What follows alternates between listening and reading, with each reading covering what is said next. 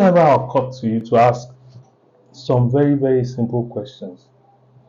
Questions like, what did the African ancestry do to deserve the kind of vilification they received and still receive today? Is this tangling up or jumbling up of history something that naturally occurred, or was it all calculated, deliberate result of an intentionally well thought out plan? Planned out and executed scheme that resulted in what we have today. The result of the findings of this podcast is not for Africans alone. Have you ever wondered why the African ancestors received the kind of denigration? Why we, the Africans, and indeed the rest of the world, have come to believe that anything that has to do with Africa is either evil or backwards? Why do we see anyone that worships the traditional way as evil? Among them is the turning of the ancestors to evildoers in most of the prominent religions, whether the churches or the mosques.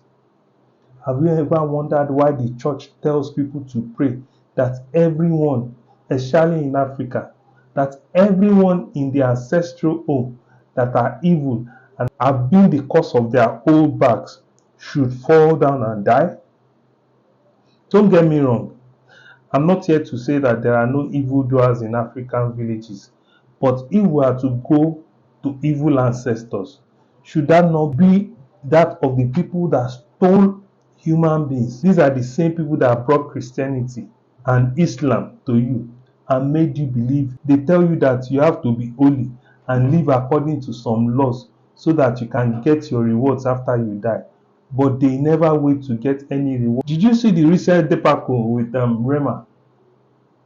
The Nigerian musician used a carving of the Madam Idia mask on stage. The white people enjoyed themselves.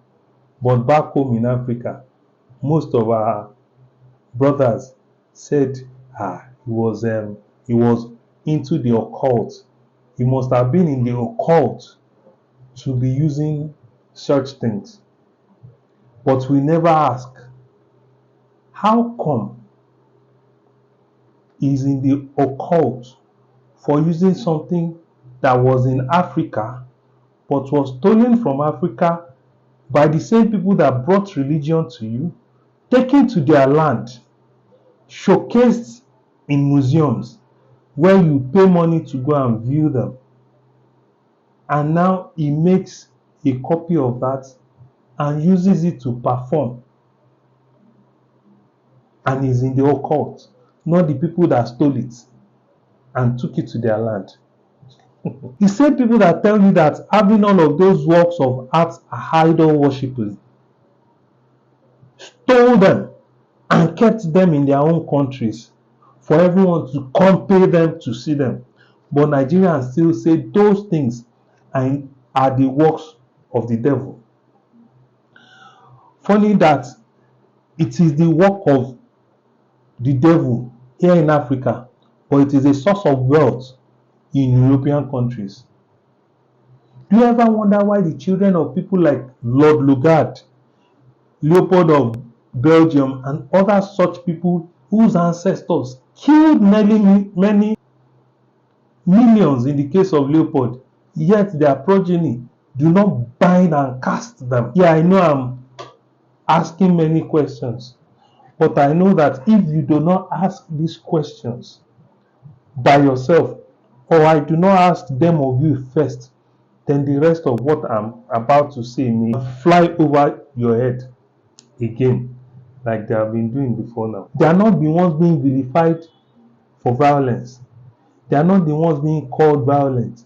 It is the average African man that is called violent. Begin by unpacking some of the things that have caused Africans trauma, so we can begin to remove some of the mental blocks that have held us back for ever so long. Let us discuss why many of the things that Europeans have frowned upon at one time are now being seen as logical, and many of them are now trying to do some of them, African traditional worship and its impact on the world and its place now in the world today. The place where Egypt is in the Bible and the place of Israel, so much that today you still see Israel the way you see them, and then you see Egypt the way you see Egypt. It has been put in the heads of most Africans that everything that has to do with Africa is evil. So everyone that is from Africa is evil and of the devil. These are many more topics will be discussed one at a time in the future. I do not pretend to know the answers to many of the questions that I am asking, and some many others that will be asked, which is why I'm going to do a lot of research and invite some other people that are more knowledgeable on these topics to help us understand some of these questions. Have you ever wondered why it is acceptable for the Jews who went through hardship for a few months to remind the world every day of what happened to them and tell the world that they would never allow it to happen again? I'm not in any way saying they shouldn't say so, shouldn't gather it doesn't happen again. Nor am I in any way giving a pass to it happening to them. But why are Africans being seen as too loud for speaking up on something that happened to them for centuries?